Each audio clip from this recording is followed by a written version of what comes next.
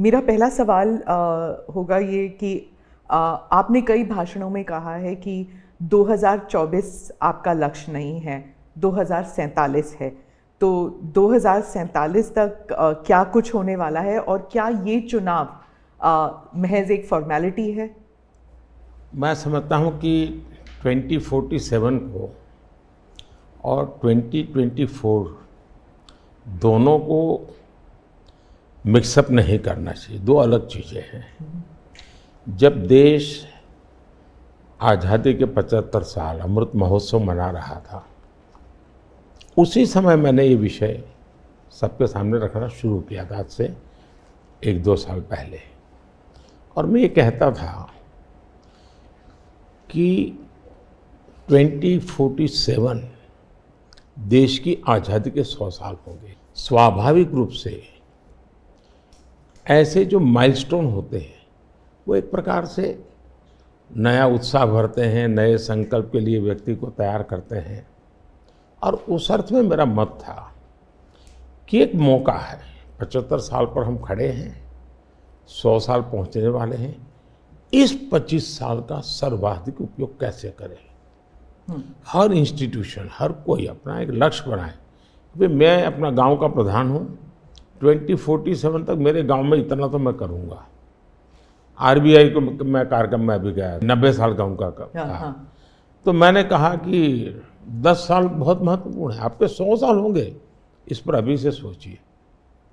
तो मेरे मन में 2047 ये भारत की आज़ादी के 100 साल और देश में एक प्रेरणा जगनी चाहिए।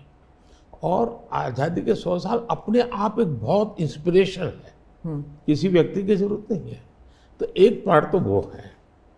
दूसरा है 2024। 2024 ये चुनाव का हमारा जो क्रम है 5 साल का, उसके हिसाब से वो आया हुआ क्रम है।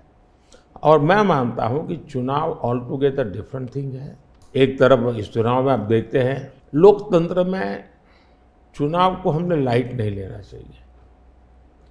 ये एक बहुत बड़ा महापर्व है और इसलिए मेरा तो मत है कि उत्सव के रूप में मनाना चाहिए। उससे जैसे स्पोर्ट्स, उसका जब फेस्टिवल होता है, स्पोर्ट्स के इवेंट होते हैं, वो स्पोर्ट्समैन स्पिरिट को पैदा करते हैं, प्रतिस्पर्धा भी। जब खेल का मैदान होता है तो देखने वाले, खेलने वाले, स्पोर्ट्समैन स्पिरिट का एक एनवायरनमेंट क्रिएट होता है जो हमारे संस्कार बन जाते हैं। चुनाव का ये माहौल अगर हम उत्सव में पलट दें, लोकोत्सव बना दें, तो हमारी रगों में, डेमोक्रेसी आने वाली पीढ़ियों के रगों में वो संस्कार बन जाती है। और लोकतंत्र के लिए बहुत आवश्यक है कि लोकतंत्र ये सिर्फ संविधान की सीमाओं में नहीं बंधना चाहिए, हमारी रगों में होना चाहिए, हमारे संस्कार में होना चाहिए। और उस अर्थ में मैं 2024 को देखता हूँ। ये बात सही है कि हमारा 25 साल का विजन, और उसमें मैंने बहुत काम किया है। और ये आज कर रहा हूँ ऐसा नहीं है, शायद मैं जब गुजरात में था तब भी इन दिशा में सोचता था। अब देखिए 2024 का चुनाव तो देश के सामने एक अवसर है कि एक कांग्रेस सरकार का मॉडल और एक बीजेपी सरकार का मॉडल, उनका 5-6 दशक का काम, मैं उनके लिए बहुत खुला मैदान छोड़ता हूँ, 5-6 दशक का काम, और मेरा सिर्फ 10 साल का काम। कंपैरिजन कीजिए, किसी भी क्षेत्र में कंपैरिजन कीजिए, अगर कुछ कमियां होगी तो भी हमारी एफर्ट्स में कमी नहीं रही होगी। दूसरा, मुझे 10 साल में 2 साल तो कोविड की लड़ाई में जाना पड़ा और आफ्टर इफेक्ट भी बहुत था। फिर भी आज हम कंपैरेटिवली देश को स्पीड कहो, स्केल कहो, सर्वांगीण विकास की बात करें तो वो कहें, सर्वसमावेशक विकास की बात कहें तो वो देखें, हर पैरामीटर पे आपको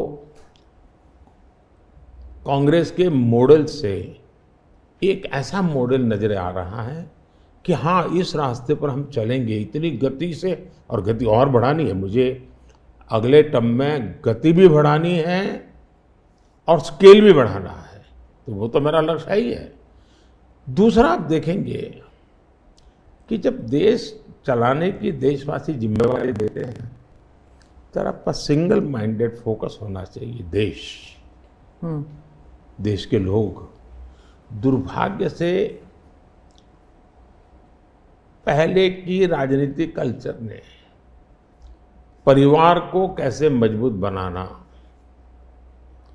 परिवार की जड़ों को कोई उखाड़ न दे, उसी में शक्ति लगाते रहे। जबकि मैं देश मजबूत इसी एक लक्ष्य को लेकर के काम कर रहा हूँ। मेरी सरकार पूरी उस लक्ष्य को लेकर काम रहेगी। और जब देश मजबूत होता है तो हर कोई उसका बेनिफिशियरी संतोष अनुभव करता है। हाँ यार, कुछ तो हो रहा है, मेहनत तो कर रहा है, ईमानदारी से कर रहा है, इन चीज़ों का इम्पैक्ट होता है। तो 2024 ये चुनाव है और चुनाव का मैदान है, तो हम एक अपने ट्रैक रिकॉर्ड को लेकर के गए हैं और वे अपने ट्रैक रिकॉर्ड को लेकर के आए हैं।